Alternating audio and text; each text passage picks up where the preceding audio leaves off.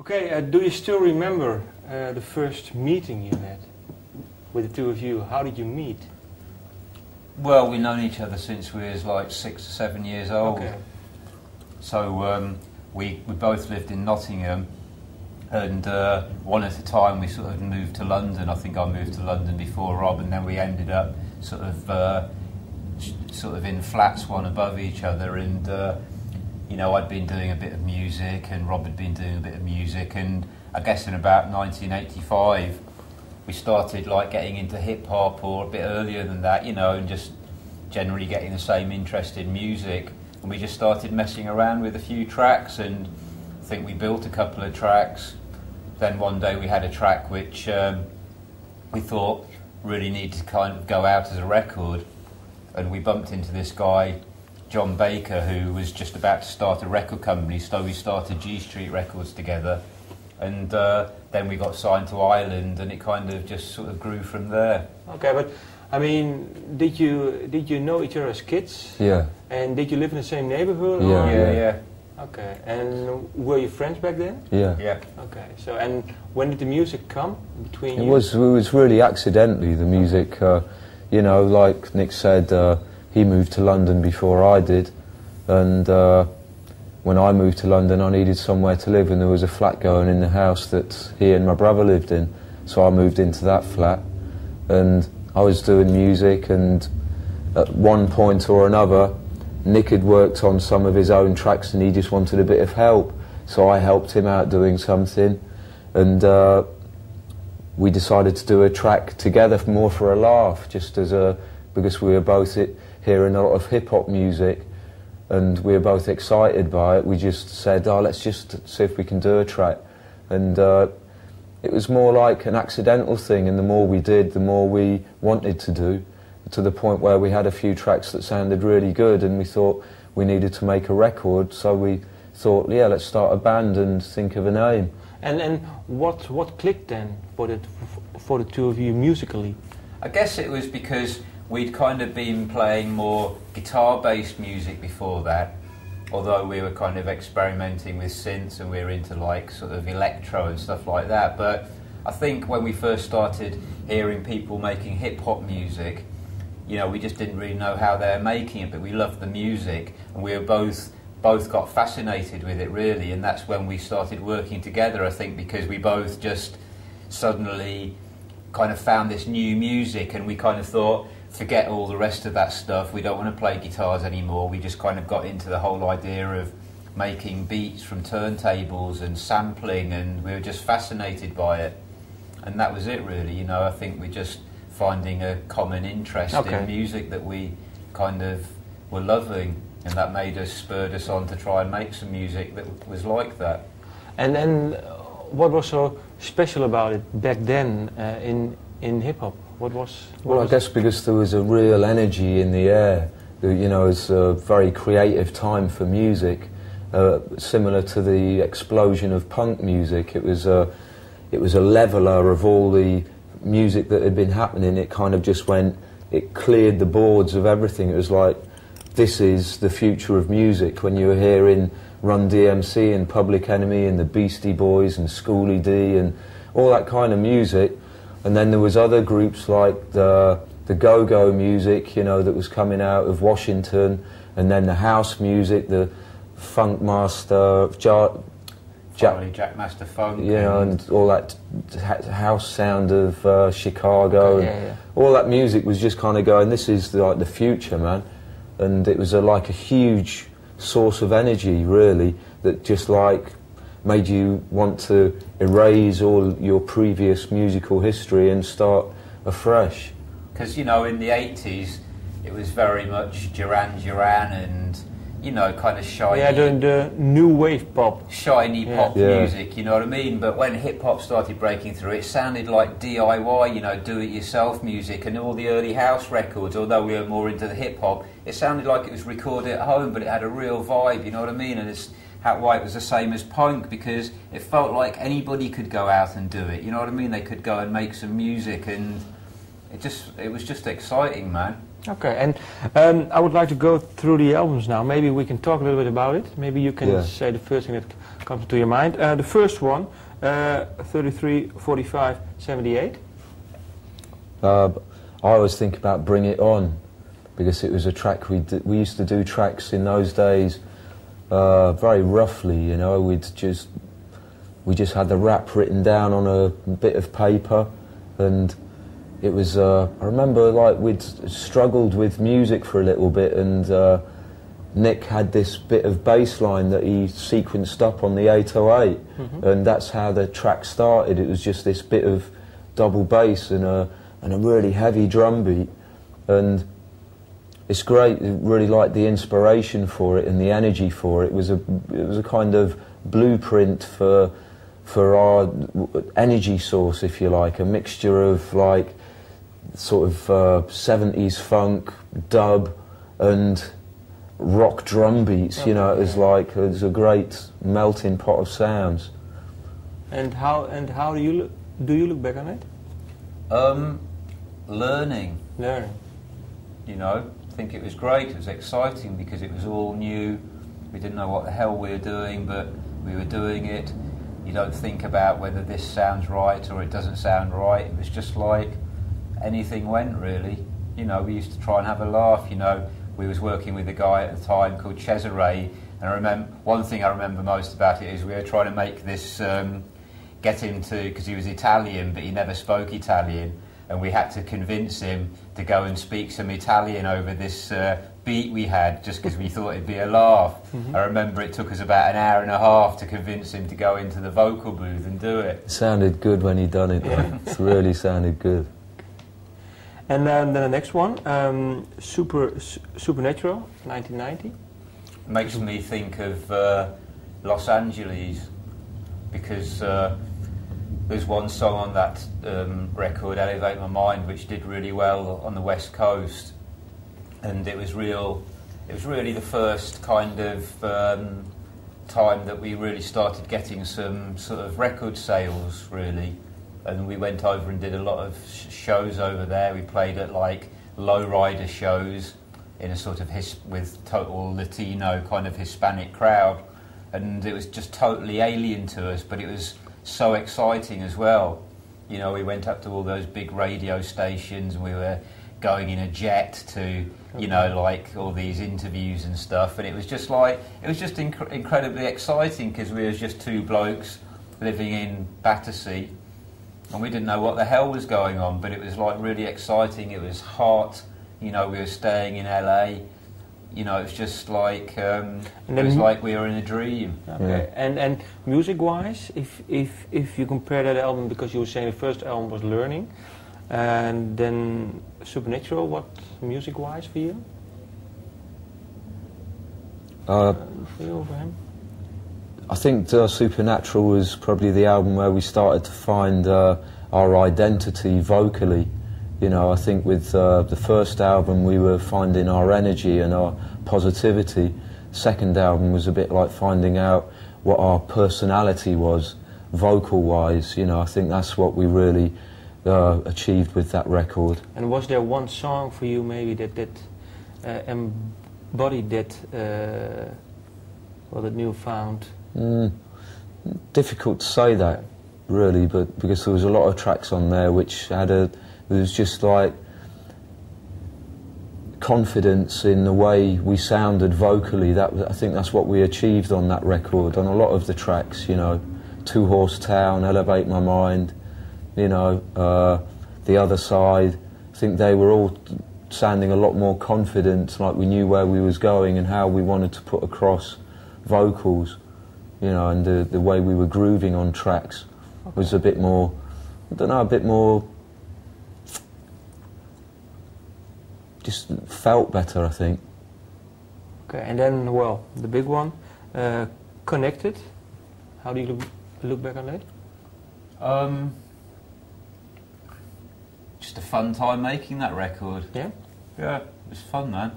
It's like, I remember we moved, just before we made the record, we moved to Brixton, and we carried on writing some of the tracks in the house we bought in the basement in Brixton, and then we went down Clapham to Joe's garage studio, started putting the tracks down.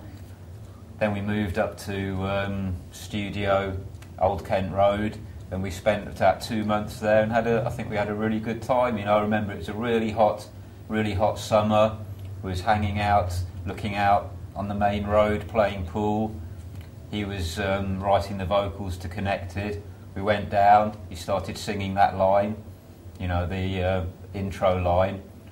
We finished that track. I remember thinking, sounds nice. Yeah? Did you know it was going to be as big as it was, or? No, I don't think we knew that, but I thought it sounded like a pretty nice track. Yeah, okay. I think at the time I felt it was definitely going to be doing something. I thought it was going to get on the radio a lot, you know, which, you know, it was a nice feeling. It felt really positive.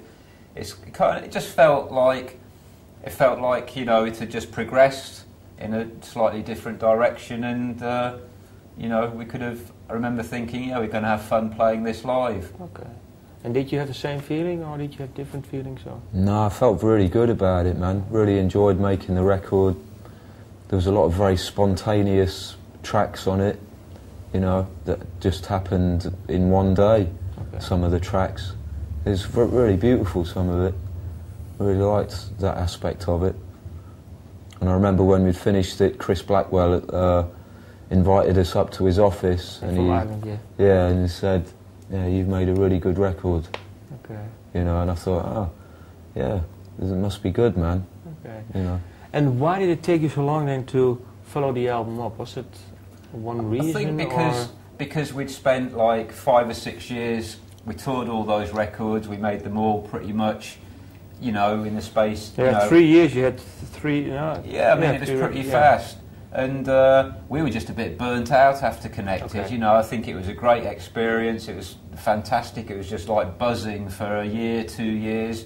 But, you know, we were burnt out. And I think we needed to get back and have a sort of life in a way. You know, I'd got a daughter by then who was about 1 or 2 when we finished touring. I needed to kind of address that. You know, I'd kind of got stuff going with personal stuff. Probably the same for him, and I think we made a mistake of going back in the studio too soon, but we were sort of burnt out and we weren't very productive, so it just ended up, it sort of turned into a bit of a spiral where we couldn't quite catch up with it. But you know, all that stuff happens for a reason, and we would have probably broken up if we'd done another record then. You know, then eventually we got ourselves sorted, found a building, we built a studio, which was really liberating because it was our own space where we could just go and just get vibes on stuff. Then we did the DJ Kicks album for K7. That opened the doors a bit for us mentally, and we kind of... How come? Just because it was we finished a record, and it was a package, you know what I mean? I think we'd almost felt like we'd forgotten how to make records, and it really kind of helped us, guide us a little bit. Then we, you know, we got Deep Down and Dirty done, and you know, I think just before that we just thought, you know, what the hell's going on here? You know, it's like, let's just have a laugh doing this record. And when we did that, it kind of started all appearing, and you know, it was a great feeling that we'd actually broken through that barrier. I mean, for us, and then, you know, the record kind of did have a big expectation on it, which was, you know, a little bit of a problem because it was kind of difficult to follow up something that had sold, you know, really well. And the record company kind of, because it didn't sell as many as Connected, the record company were all a bit moody about it, you know what I mean? And after that, you know, we toured a lot. We did like a tour for 2 months in America with Jane's Addiction. We did like loads of our own gigs, festivals, and it all went real well, you know, and we felt happy about it. But we just felt after that we had to get away from the kind of record company and that management somehow, because it just wasn't working. There was no vibe anymore. So we carried on doing festivals and stuff, and we were writing for about 1.5 years while we sorted out all that stuff. Then eventually it kind of all got sorted. We got a new manager. He managed to get us out of our deal with Island, and we got hooked into a new sort of vein of love and enthusiasm, and we started working on a lot more material, which turned into Paradise. Yeah, and when did you start writing the songs for Paradise? Well, really, it took about a year, so probably a year up to a year from about 3 months back. Okay, so it's pretty recent then. Yeah. And how were the songs written? Is there one way a stereo MC song is coming about, or? Not really, no. You know, we try to keep an open mind on how we approach our music. I think probably when we try to do it in one way, that's when we have trouble getting songs out. You know, it's good to just get ideas wherever you are and get a groove going, you know, and feel good about your life, and somehow music starts coming into the picture. But is it always the first thing you have? Is it always music or a beat? Not or? always, no. Okay. You know, it can be, it's a matter of having a vibe in your head, you know, and something you want to do. But has it changed through the years? If you compare the writing of this album, for example, to Supernatural, or? I think it changes all the time, and that's the natural way of music, is like you keep changing things to excite yourself and give yourself a new area to explore. You know what I mean? Because that keeps you growing. You know, so that's an important thing as well, to keep growing musically and lyrically and feel like you're doing something that you haven't yet achieved. And if you compare this album to the last one, Deep Down and Dirty, what are a few of the differences? I think the difference is quite big, actually. I think it's the music, the way we're putting it across sound-wise. I think we've made a lot of advances, and I think we've actually made a record which has got far more dimensions to it, and it's a lot more colourful in the actual sound. And I think the songs are more varied as well. I think it's more of a more uplifting nature, this record, than the last one. I think the last one was more dark, heads down. Yeah, because of the things you were going through back then, I think. Possibly, yeah, and you know, the reason we needed to break through, you know, and like now we feel we're on a totally new chapter. It's a bit like starting again with without any preconceptions. You know, we can write songs about anything. And why did you decide to release Warheads as the first single? We wanted to do a low-key kind of single, you know what I mean, just like limited edition vinyl. Why? Just a download. Because we got out of the whole major record company thing. We didn't want to try and come back with some kind of explosion. We wanted to kind of just start off like, you know, humble, low-key, and Warhead didn't really sound like necessarily it was a particular single, but we thought it was a strong track which wasn't trying to be a hit single. But it's also a big statement, you know. Yeah, I mean, it wasn't really because of that, but we thought it had the right intent just to come back with something that was a bit more meaningful, you know, and was kind of a bit dirty sounding. Okay, because when I read the bio, you were saying, well, Paradise is called the record. Why is losing yourself in music is the real paradise? Well, it's a great feeling to be doing music, and to when you start making a track and you loving doing it, that's the whole meaning. That's the essence of music, is like working at it and working at it and working at it till you just become totally in tune with what you're doing. Have you always been aware of this feeling, or is it something that came? It's nothing really I can put my finger on. That's why I think there's no easy way or shortcut to get there. You just have to be there, keep working at it. That's why it's, you know, we may have only spent a year making these tracks, but it was necessary for us to have the previous years to come out of the place we're coming out of and to experiment and make some tracks that we may end up throwing away. Okay. You know what I mean? It's all important. You know, every part of the stage is relevant. You know. And why did you decide to work with Stephanie McKay? Because because we liked her record, we liked her voice and the way she sounded, and we had this track that the fear is it? Yeah, we didn't quite know what to do with, so we sent it to her just to see if she fancied writing a vocal for it, and she got a real vibe on it. Yeah, it was really, it's nice. Came down, and then I got a little vocal vibe on it as well, and we just kind of developed it, and it became what it is now. Okay, and Sarah J, why with her? Basically, she was working with somebody at our management company, and we were just looking for a female rapper just to add a bit of colour to the song we were working on. And she came down, did a couple of bits of vocal, and you know, it worked on the track. Yeah, because she is rapping on "Breathe Out." Yeah. We're just looking for colouring the tracks a bit, just adding another dimension to them, you know. You know, she sounded pretty good, I think, and it's good to take people, you know, from your own area, people that, you know, that people don't know of, you know, and it's like, there's some really good talent about, you know, it's just like they're not getting any props. And is it for you now, is the music, because people are saying the music industry is, well, having a hard time. What do you think of it, the state right now, if you compare it? Well, I actually think there's a lot of really good music. Oh shit, sorry, hold on a sec. Sorry. No problem. I think there's a lot of really good music coming out, and I think it's almost like, in spite of what they say about record sales and big record companies, I think there's a resurgence of interest in going to see music live as well. And I think it'll sort itself out and it'll find a different ground. I think the problem is probably the way major record companies have dealt with it all. And I'm quite happy if major record companies go away, because I think there's lots of other little record companies who can do a much better job, and they love music.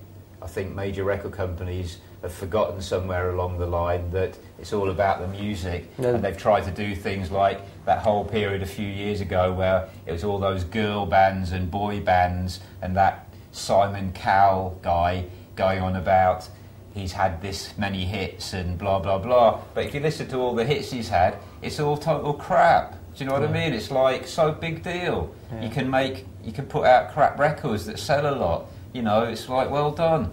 You know, but it's actually like destroying the music business, because you're not actually investing any money in the music which is going to be here in 10 years' time. You know what I mean? So I think it's a good thing what's going on. I think it'll all come back around, you know, and I think people will be selling records. However they'll be selling them, I don't exactly know, but I think there's exciting music out there, and times like this where people start making more exciting music as well, because they've got something to fight for. Yeah, I think that's a good thing about it. Yeah, it's good, man. Can I just read out some lyrics and maybe see if you can comment on it? Let me see. Set it off. Take the pleasure, take the pain. It's the only way you're coming around again. Yeah. Is it something to do with the band also, or? Well, I guess it's a life statement, really. You got to take the pressure, you know. You got to take the pain. You got to be strong. You know what I mean? It's like, really, with what's going on in the world, there's two ways of looking at it. You can either go the way the cycle just keeps going on, where people destroy and take life, or you can just say it's time to make a change, you know, set it off in a new direction. That's what people got to do, you know, because there's going to be hard times ahead. You know, we got to get a fresh frame of mind, you know what I mean, and like, take each step for yourself. Don't try and talk for everybody else, you know. It's down to an individual making individual steps, you know. Yeah, because I think it's not that clearly a political album, but if you read it or listen to it with that mind frame, you can say some songs are about, well, like you were saying, well, for example, the Warheads, all the blood that is sacrificed, dirty hands have got to pay the price. It's all about, well, you are commenting on the state of the world right now. Well, you know, we live in it, you see, and like we breathe the air, we drink the water, we eat the food, you know, we mingle with all the people like everybody does, so we have to sort of reflect what it is we're feeling and seeing from our standpoint in our environment, and we want to write songs that people can read something into. You know, with you know, there's all different kinds of lyricists. Some lyricists are great at telling one particular story. I think with our songs we just tried to make a quite broad statement that if you just want to chill and enjoy the music, you can do that. And if you want to read something deeper into the lyrics, there's that possibility there too, because the intent from our point of view is that there is deeper things there if you're looking for it. But do you talk about the lyrics with each other? Only to the extent that he'll say, "That's crap," you know, and I'll go, "Damn, I like that line." Do you have one line maybe for? Do you have an example of it that you were thinking, well, it's a really great line? You were saying, once they're buried, man. Okay. I mean, it's not to do with saying it's crap, really. I guess it's just because we know each other so well, so we can talk to each other in those terms, because we're not on that sort of, oh, I better not say that, he's a bit sensitive about that. Because at the end of the day, we both want the same thing, do you know what I mean? And, you know, maybe I just got a brusque way of dealing with things, you know, because it's just how it is. You know, I think most of the time, you know, I can tell when Rob's got a vibe on something, and I'm just like, yeah, sounds cool, man, you know. Okay, and do you always know what the lyrics are about, or? Not all the time, no. Okay. I mean, sometimes I won't realise till years later. I mean, I can tell there's a vibe there, but then suddenly I kind of think, oh shit, I didn't realise he was saying that. And for you, do lyrics, let's say, get a different meaning after a few years, maybe, or? Sometimes, yeah, maybe not that long, but you know, some tracks they feel right, and the lyrics feel good and they sound good, but you're not quite sure what it all means. You know, like Connected, you know, it made sense, but I didn't really know what it meant at first, but after a little while it all kind of made sense to me. You know, I think if your instincts are telling you that, yeah, this is right, this is, you know, this is right, this is sounding good, it feels right, put it down like it is. Don't try and make it perfect, you know, don't study away at it. It's just good to get it down, and a lot of tracks say afterwards it all makes sense, you know what I mean? Yeah. And what do you want this album to do? Really, we're looking at this as a kind of brand new kind of era for us, the start of like maybe doing another couple of albums, you know, hopefully, you know, in fairly quick succession. Let's see how it goes, but really we're looking to establish ourselves again as a kind of a group that is there, out there doing it, making good music, putting on some good shows, and part of everything. Okay, and for you? Same thing, man. It's a fresh chapter, you know, with everything is new, got nothing but positivity alongside us. You know, it's just up to us to keep getting to doing the live shows, you know what I mean? Keep making songs and building what we're building on our new foundations. Okay, and last question then, how important is playing live for you? It's very important, because I think with that, apart from us enjoying it, it's like you got to show people that there's something there behind the music, you know what I mean? It's like it's real. It's like got 4 or 5 people who, you know, who exist and are really playing it, and they mean it. But can you compare it to recording and writing the songs, or is it completely different and you can't compare It's it? totally different. Yeah? Okay. I was thinking maybe if you have to make a choice, but... No, you can't make a choice. It's both different things, you know. When you toured for 6 months, you just want to kind of get back home and get back into writing some music, but when you've been in the studio for a year, you just kind of think, oh, it'd be great to do a gig, you know. Although it's kind of scary when you haven't done it for a few years, you still feel kind of excited about it, and you know that inevitably that's what you're going to do. Okay. Have you saying It's live? very important to be playing live. It's the one chance you get to have real life contact with the people who listen to your music.